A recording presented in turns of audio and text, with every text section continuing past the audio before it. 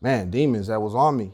Bad situations happened. I had a very bad situation with a female, and that was the end of it for me. Like fuck, I was suicidal even at a young age. Like when I was like 10 years old, like well, younger than that, probably like 8 years old, I put a blade on my wrist. It's just shit that I was going through when I was young, like just seeing shit and being around. And you grew up where? Minnesota? St. Paul, Minnesota, yeah. Tell me about how you grew up. Okay, so from a small town, St. Paul, Minnesota, Twin Cities, what we call it, Money Soda. Some people call it like that. But yeah, born in the '80s, crack baby. But yeah, like just similar shit, like most cities around the world, man. You got similar shit everywhere. Gun violence and gangs and all that type of shit. But it's like I tell people, it's just you got more or less of it. Different places you go. But yeah, shit. Young, man, I seen a lot of shit, man. A lot of things I seen I probably shouldn't have seen, been witness to, exposed to, raised around a lot of dope fiends and alcoholics. I seen some of my uncles beat to death and, they didn't die, but, they was bloodied up and stabbed and all kind of shit, man, like that. My brother, stepbrother, he passed or he died, was killed, shot in the head at 17 years old, a week before his 18th birthday.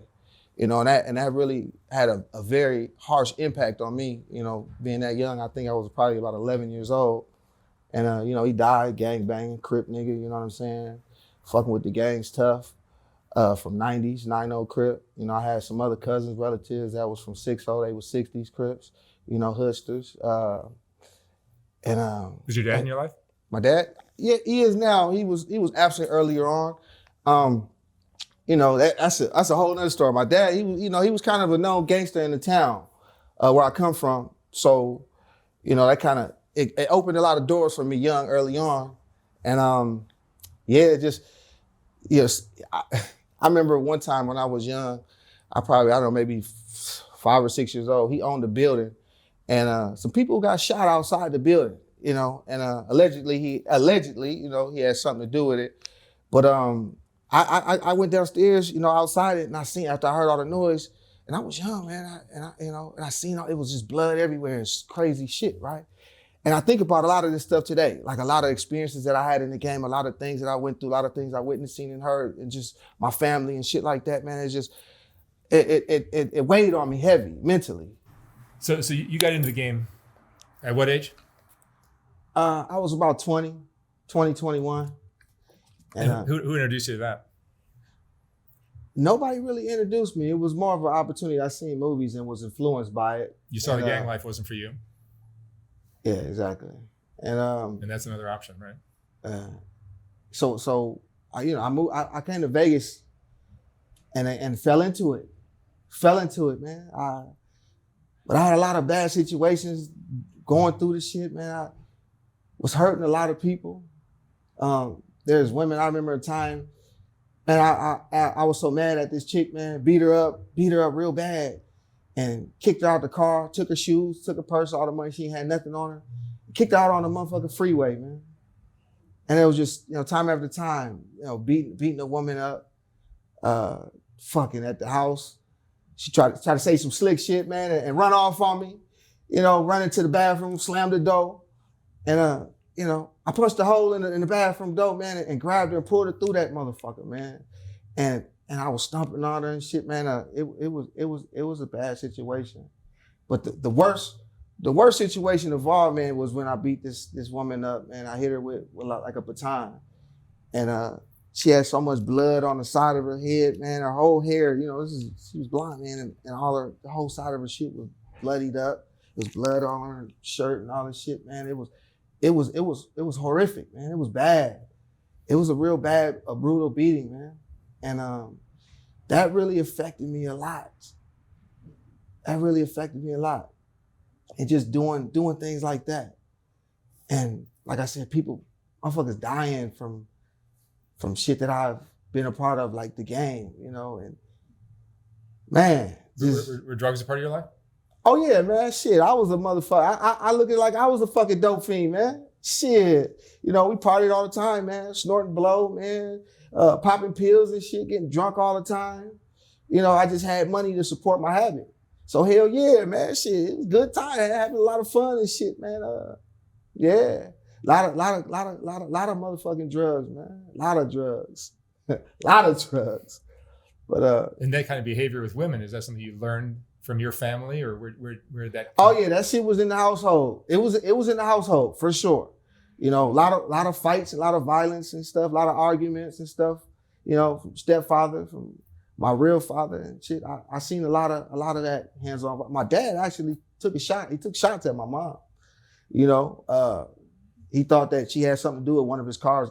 One of his cars got blew up in front of his house, and he thought she had something to do with it, man. He took shots at her.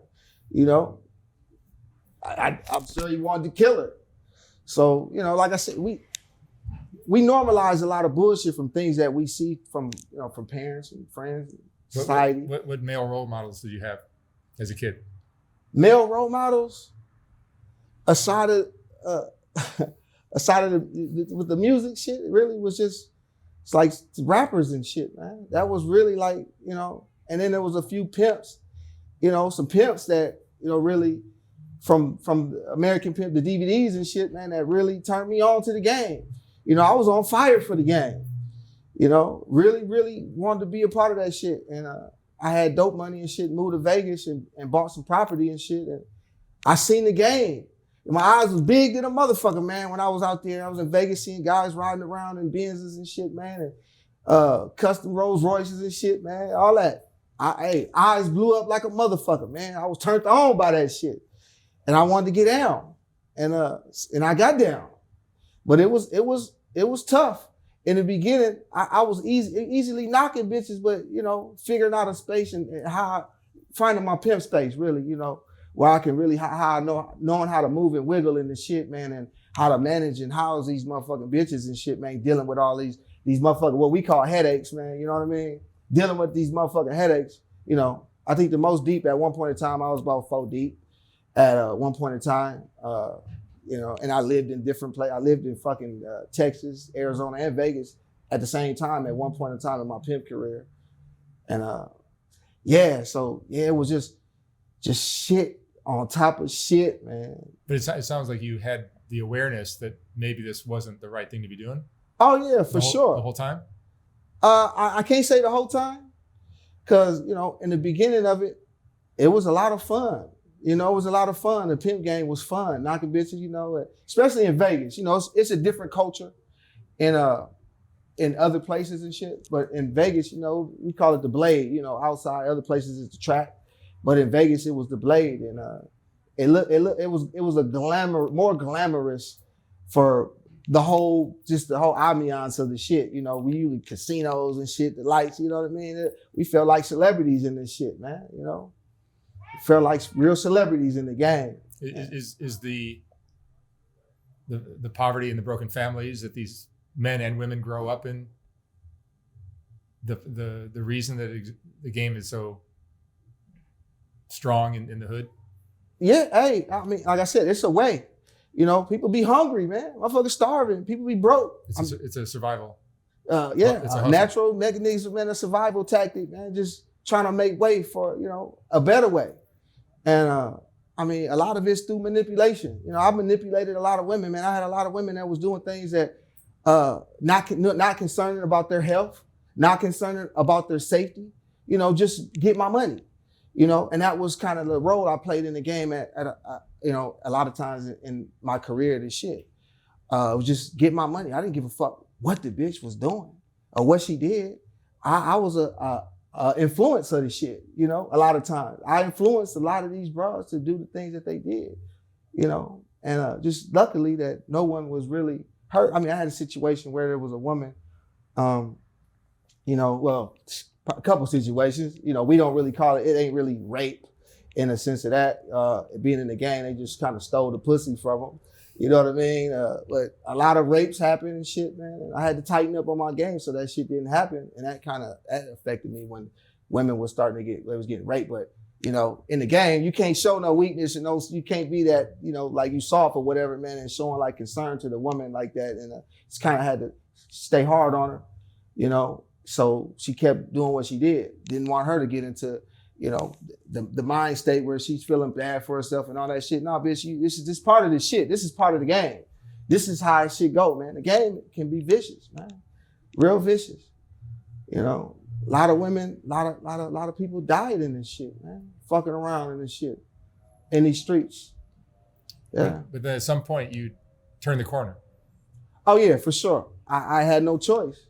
I had no choice because either that or like I was going to jail left and right, different situations and scenarios and shit. And I had to change my life, man, because I would have ended up, probably fucking dead or fucking in prison for sure. I was headed that way. I was headed to prison for sure. It was the prison time for a pimp nowadays is long. Oh man, it's a hell of a lot worse, man. It's a hell of a lot worse. It's not 5-10 years. Fuck no. I mean, with this human trafficking and all this shit, man, they can trump up so many charges on a nigga, man. You be looking at fucking 100 years, man. And it's crazy that way. It's a lot different because I remember, I don't know how it is now, but I remember Texas, I think was probably one of the only states that pimping was a misdemeanor. It wasn't a felony like it is in most places. It was a fucking misdemeanor.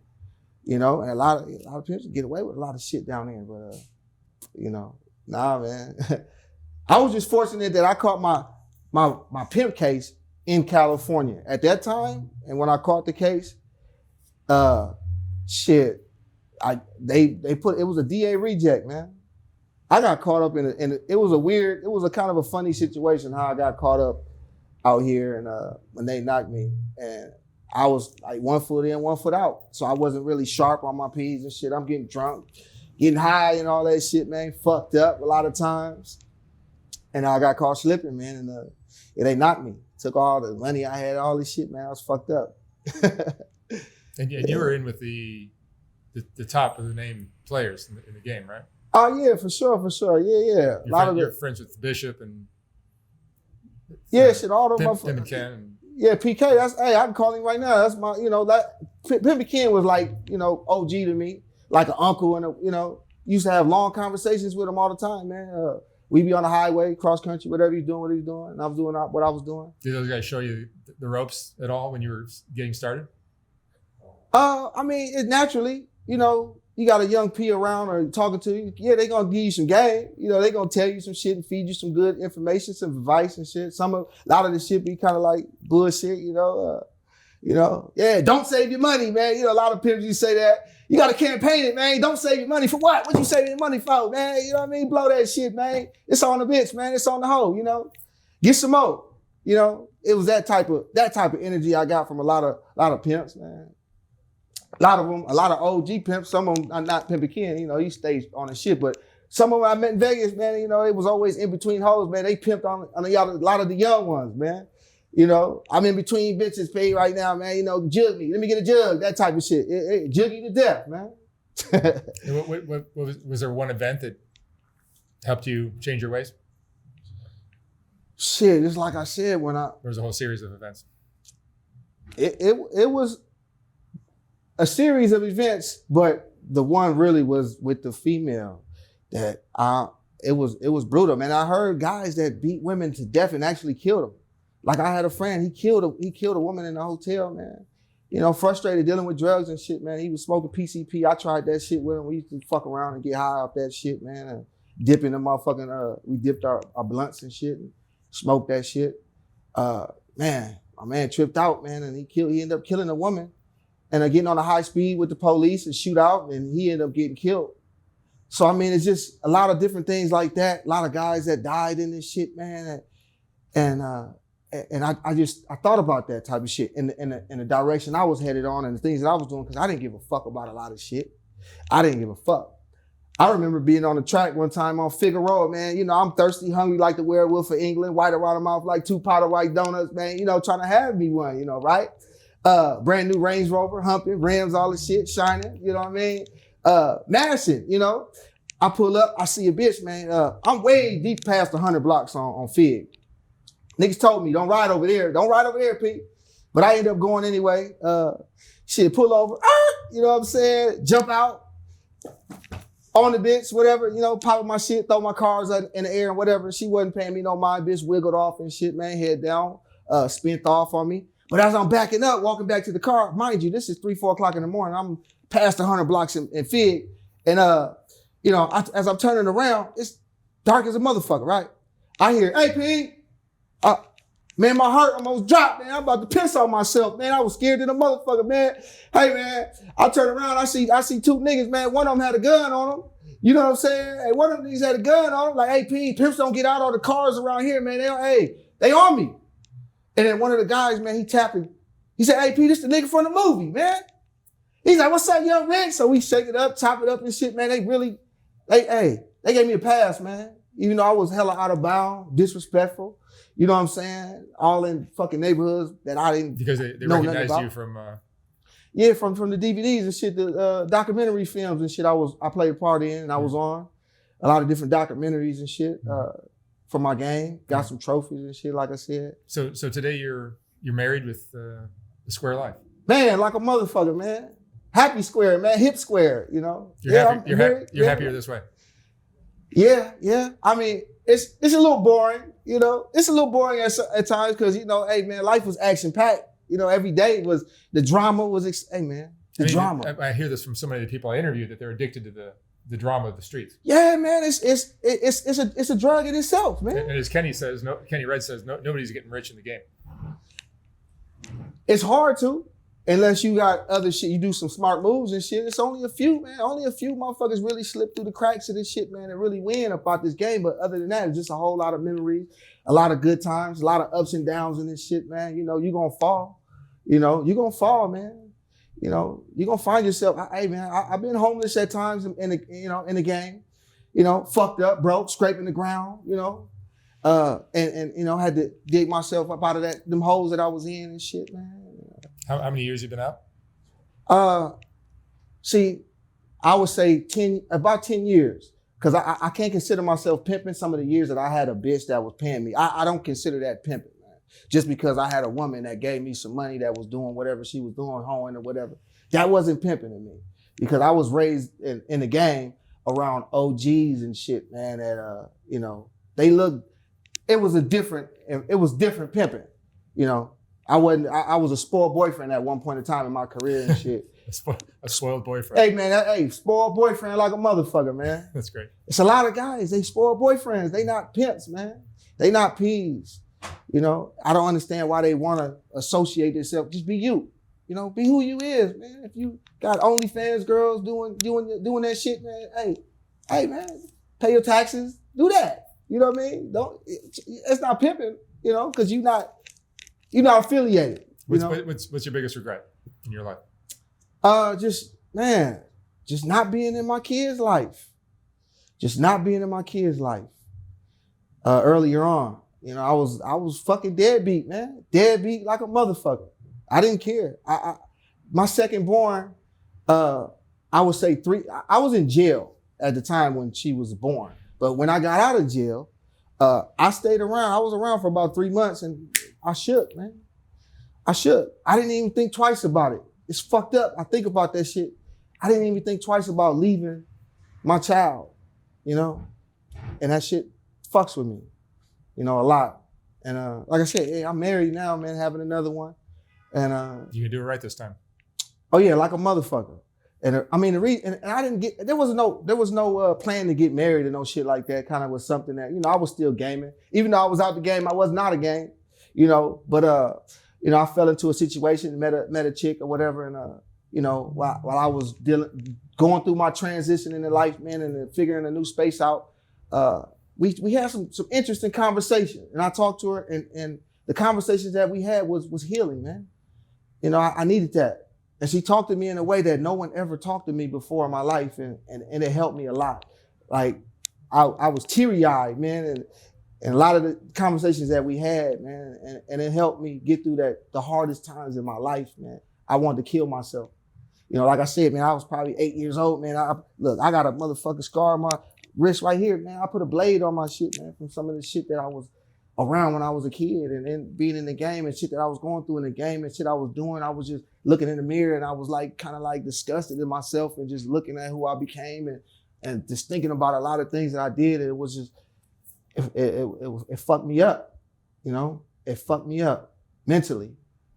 And like I said, she healed me from a lot of that shit, and I was able to get through that, you know? That's great. And like a motherfucker, man. Like a motherfucker, you know? Youngberg, what would you say is the most important thing you've learned in your life? Most important thing I learned in my life or just in the game? Either one. The game. We'll talk about the game, right? Okay, so in the game, a lot of people, and I would consider myself one of those people, right? Because while I was in the game, the pimping wasn't really something that I really wanted to do with my life. And I learned that there's a lot of people that just attach themselves to names and characters, you know, because they think it's cool, something to do. And that's why I dealt with a lot of shit. So one of the most important things I learned is to not follow something that's trendy or try to be something that I'm not, and try to play a motherfucking role or a character that's not me. You know what I mean? I fell into that a lot, you know, and it was easy to get in character, man. I'll do some fucked up shit, you know, just to prove a point.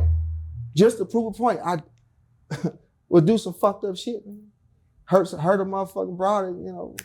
You know, there was one chick I fucking at a hotel. The bitch act like she didn't want to fucking open the door, and I had the chain on and shit, man. I'm beating on the motherfucking door, She opens the door, but the chain was there. Man, I grab that bitch arm, you know, and start, you know, pulling the motherfucking door and slamming her motherfucking shit. You know, I'm sure I probably broke her motherfucking her wrist or arm or something, man. Pulling on that motherfucking door because I was so mad and shit, man. I wanted to kill that broad, man. And a lot of the drugs and alcohol made it easy for me to do that shit. And it was like, that was the life. That was my lifestyle, man. It was influenced heavy by a lot of the drugs and alcohol. And I did it. A lot of that shit. You're clean now. I'm in the truck. I'm in the trucking business. So, you know, we can get hit with random UAs and shit. Like I said, man, the transition now, life is kind of boring, man. Life is boring like a motherfucker, man. You know, but I don't have a lot of the problems. I don't have to look over my shoulder. I ain't got to worry about all that, you know, that shit. Worry about the police kicking in my door. Man, fucking feds came one time. I thought they was coming for me. I had a bitch, I just knocked the bitch. She had her own crib and shit. I'm at the Broad House and shit, probably about a couple months, had about a 90-day run so far with her. And motherfuckers knocking at the door. I'm like, who the fuck is that? You know? And then her phone starts, she getting phone calls. She answered the phone and she, you know, she talked, it's federal agent. I'm scared to the motherfucker. My truck outside. You know, right outside this bitch house, man, the feds at the door. I'm thinking they coming for me. And then she tell me, you know, it's from a guy she was dealing with out of Florida and shit, man. They was looking for him. And she dealt with him. Obviously, she had the same phone number. But he was on a run, you know, fucking with minors and shit, man. You know, fucking with fucking minors, man.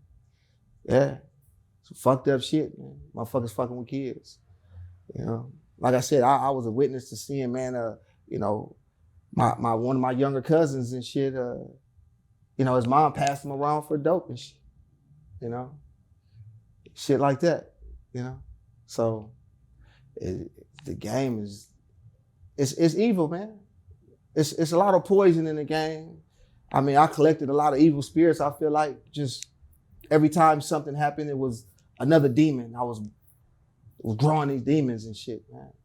And then, you know, like with with them E-pills, man, that was a motherfucker, man. That shit turned me into a whole nother motherfucker, man. I was popping them motherfuckers like crazy. You know, I had a drink I used to make. I crush them up, put them in some Grey Goose and pineapple juice. You know, the Dole juice bottles, crush up the pill, put it in there, shake it up, and that's how I got my day started a lot of times.